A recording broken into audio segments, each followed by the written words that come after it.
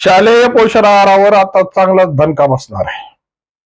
आजपर्यंत जे चालत होतं आता ते चालणार नाही, कारण त्याच्यावर तुकाराम मुंडेंची नजर पडली. आणि जिथं तुकाराम मुंडेंची नजर पडते तिथं नेहमी धमाका होतो. आता असा धमाका शालेय पोषण आहाराच्या संदर्भात होणार आहे. ज्या पद्धतीनं अमरावती मधल्या त्या आश्रमशाळेच्या विद्यार्थ्यांना रात्रीचं जेवण घेतल्यानंतर विषबाधा झाली आणि त्यांचं आरोग्य हे धोक्यात आलं.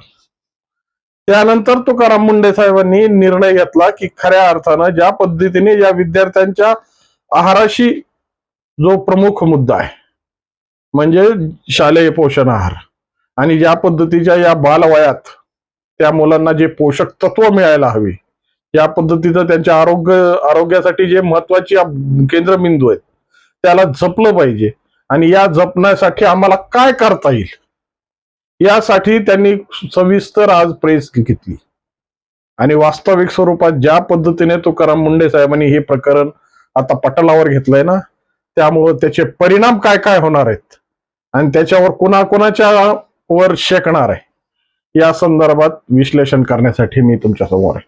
नमस्कार मित्रांनो, मी राजेश दुबे. मंथन मध्ये आपलं स्वागत आहे.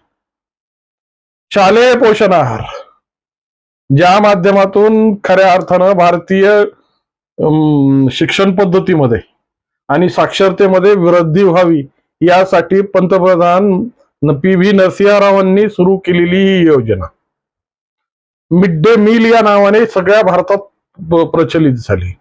आणि या माध्यमातून ज्या ग्रामीण, सामाजिक आणि शासकीय व्यवस्थेमधल्या सगळ्या प्रकारच्या शाळेमध्ये हे मध्यान्ह जेवण दिलं जातं.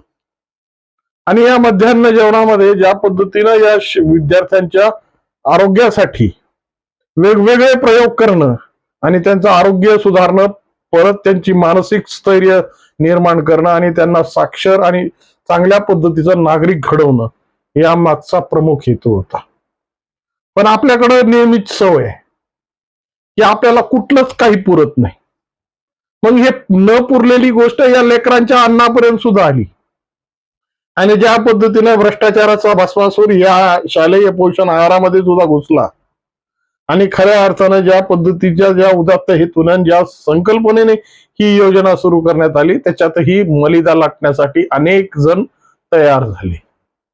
मग सिस्टीमच बनली आणि ही सिस्टीम आजही सामाजिक परिस्थितीमध्ये या शिक्षणाच्या दारामध्ये चांगल्याच पद्धतीने राबवली जाते. या मध्यान्ह जेवणाच्या माध्यमातून या मुलांचा सकस आहार देण्यासाठी ही योजना सुरू करण्यात आली होती. मात्र त्यातला स उडून गेला आणि कसच राहिलाय फक्त. आणि हा कस सुद्धा कशा पद्धतीने केला जातो, हा सगळा प्रयोग फक्त भ्रष्टाचाराने आपल्या मलिदा लाटण्यासाठी केलाय. आजपर्यंत टेंडरवर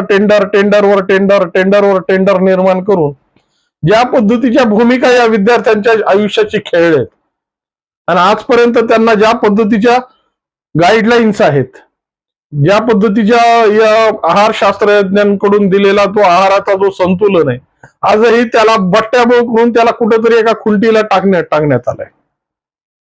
वास्तविक स्वरूपात जर या पद्धतीच्या योजना वास्तविक स्वरूपात सामाजिक पटलावर जर आल्या असत्या, या विद्यार्थ्यांच्या जीवनावर याचा परिणाम पडला असता. पण आपल्याकडे कसं आहे की जेव्हा संसदेमधून रुपया निघतो तर खाली 15 पैसे तरी पोहोचतात का, ही संकल्पना सगळ्यात मोठी. आणि तेही शालेय पोषण आहाराच्या संदर्भात ही तीच भूमिका आहे. ज्या पद्धतीने फळं असतील, पालेभाज्या असतील, त्यांच्यासाठी जो सकस आहार आहे, त्या सकस आहाराची जी यादी आहे ती फक्त कागदापुरती आहे. या विद्यार्थ्यांना मिळतो काय? तो पिवळा भात, ज्याला खिचडी म्हणून या विद्यार्थ्यांना संबोधलं जात.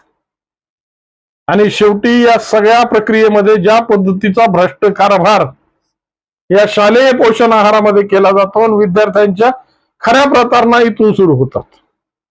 आता या कक्षेमध्ये या अमरावतीच्या घटनेनंतर या कक्षा खूप रुंदावल्यात. कारण की आता फक्त हे वसतिगृह नाही, या आश्रमशाळा नाही, तर आता प्राथमिक शाळेपर्यंत या सगळ्या गोष्टींच्या कारवाया सुरू होणार आहेत. आणि आजपर्यंत ज्यांनी मलिदा ओरपलाय ना, त्या मलिदाचा खरा हिशोब आता देण्याची वेळ येणार आहे. कारण की शासनाच्या वतीनं ज्या गाईडलाईन दिल्या होत्या, ज्या पद्धतीची भूमिका मांडण्यात आली होती, ती भूमिका यांनी सगळी ऐरणीला टांगली आणि आपली भूमिका सुरू केली. मग काय, आपल्याकडं खात्या लोकांची संख्या जास्त आहे, खात्याही आहे आणि धुत्याही आहे. कारण की खात्या लोकांचं काम सुरू झालं की धुते लोकही पुढे येतात. मग या खात्या आणि धुत्यांमधला जो एक सगळ्यात मोठा प्रयोग आहे तो म्हणजे या लहान मुलांच्या तोंडातला घास सुद्धा हिरवणं. आणि वास्तविक स्वरूपात ही प्रक्रिया खूप मोठ्या प्रमाणात झाली. जी पोषण आहाराच्या नावाखाली जी अंडी येणार होती, जी केळी येणार होती, जी सफरचंद येणार होती, जे दूध येणार होतं, जे पालेभाज्या युक्त आहार येणार होता, तो सगळा पटलावरून गायब झाला आणि हाती आला तो पिवळा भात. आता या पिवळ्या भातामध्ये ज्या पद्धतीचे प्रयोग करून जास्तीत जास्त नफा कमवण्यासाठी हे कंत्राटदार जे उत्सुक असतात ना, त्या कंत्राटदारांनी या सगळ्या व्यवस्थेची बट्ट्याबोळ वाजवली. आणि मग काय, सगळ्यांचे खिसे गरम होत गेले तर विद्यार्थ्यांना काही दिलं तरी चालतं. मग या प्रक्रियेमध्ये आज तुकाराम मुंडे साहेबांनी एक स्वतंत्र प्रेस घेतली आणि या प्रेसद्वारे सगळ्यांना सूचित करण्यात आलं की त्याच्यामध्ये पाळणा घर असतील, डे केअर असतील, ज्या पद्धतीची शाळेमध्ये जी शाळा कॅन्टीन आहेत, त्यांच्या सगळ्यांचे आता ऑडिट होणार आहे, त्यांची सगळ्यांची तपासणी होणार आहे. प्रत्येक जिल्ह्याचा जो अन्न व औषध विभागाचा अधीक्षक आहे आणि त्याची टीम, मुंडे साहेबांनी सगळ्यात मोठं आव्हान पालकांना केलंय की तुमच्या मुलांच्या आरोग्याची काळजी तुम्ही घेतली पाहिजे आणि तुम्हाला तुमच्या मुलाचा हक्क जो आहे तो तुम्ही मिळवून दिला पाहिजे. आजपर्यंत फक्त शालेय पोषण आहार समित्या निर्माण करण्यात आल्या आणि या समितीच्या अध्यक्षांनी काय काय दिवे लावले, त्या मुख्याध्यापकांनी काय काय दिवे लावले आजपर्यंत सगळ्यांना माहिती. पण सगळ्यांच्या खाली बुडाखाली अंधार असल्यामुळं तेरी बी चूप आणि मेरी बी चूप या पद्धतीनं चाललेला हा गोडबंगाल आता खऱ्या अर्थाने उघडा पडणार आहे. आणि ज्या पद्धतीच्या या सगळ्या टीम कार्यरत करून या सगळ्या शालेय पोषण आहाराच्या चाचण्या घेण्यात येणार आहेत, त्या पद्धतीनं त्यांची पोषकता किती आहे, त्यांच्यातली गाईडलाईन किती फॉलो केले जातात, त्याच्यात मुलांच्या आहाराच्या संदर्भात ज्या काही निकष लावण्यात आले ते पूर्ण केले जातात का, वास्तविक स्वरूपात हे होणं गरजेचं आहे. कारण की तुकाराम मुंडेंनी आल्यानंतर जरी अन्न औषध प्रशासन विभाग जरी विस्तीर्ण झाला असेल, व्यापक झाला असेल, तरी या व्यापकतेची झळा प्रत्येक भागापर्यंत पडत आहेत. आणि आज ज्या पद्धतीच्या कारवाया आणि ज्या पद्धतीचा ससेमिरा या सगळ्या विभागात लागलाय ना, त्याचे परिणाम दूरगामी होणार आहेत.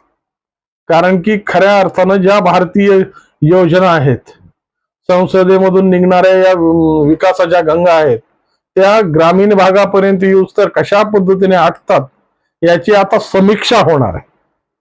आणि ज्या मध्यान्ह जेवणाच्या माध्यमातून विद्यार्थ्याला शिक्षणाची गोडी लागावी आणि पालकांच्या डोक्यावर जो दुपारच्या जेवणाचा जो सगळ्यात मोठा प्रश्न होता की आपण जेव्हा कामावर गेल्यानंतर आपला मुलगा व्यवस्थित जेवेल का, आपल्या मुलाला कोण खाऊ घालील, याची जबाबदारी शासनाने उचलली होती.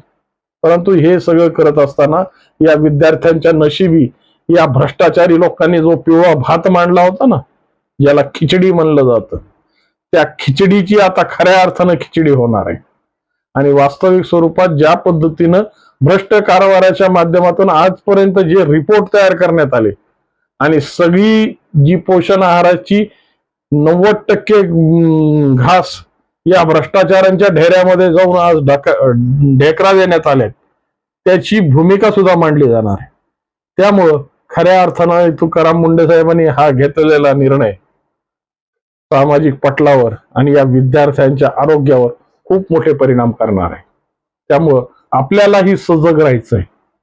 कारण की जबाबदारी एकट्या प्रशासनाची किंवा तुकाराम मुंडे साहेबांची नाहीये.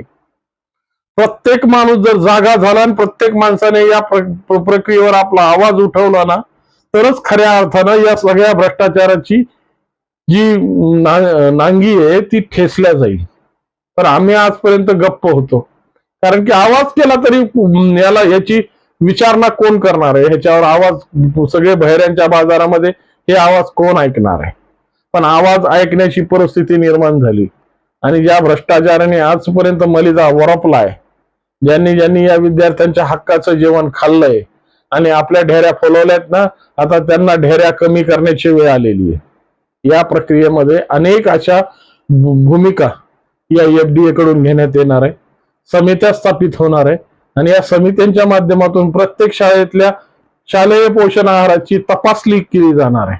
या तपासणीच्या माध्यमातून अनेक आता कंगोरे आणि अनेक प्रयोग सफल होताना दिसत आहेत. ते पी.व्ही. नरसिंहरावांनी जे काही एक चांगल्या पद्धतीची भूमिका घेऊन एक भारतीय शिक्षण पद्धतीमध्ये एक नवीन जी अवधारणा निर्माण केली होती, त्या अवधारणा खऱ्या अर्थानं आता साकार होताना दिसतील. पण त्याला तुकाराम मुंडे साहेबांसारखी एक जी भूमिका आहे ते घेणारे अधिकारी मिळाले, त्यानंतरच ते कुठेतरी पटलावर आलंय. नाहीतर आजपर्यंत हा सगळा मलिदा वरपला जात होता, हा मलिदा सगळा खाल्ला जात होता. मात्र विद्यार्थ्यांच्या हाताला फक्त ते पिवळं भात देऊन हे आपल्या भूमिका मांडत होते. नेमकी ही भूमिका कशी सामाजिक भूमिकेत उमटणार आहे, याबद्दल तुमच्या मनात काही प्रश्न असतील तर निश्चित कॉमेंटच्या माध्यमातून कळवा. आणि व्हिडिओ आवडला असेल तर लाईक, शेअर आणि सबस्क्राईब करायला विसरू नका. नमस्कार.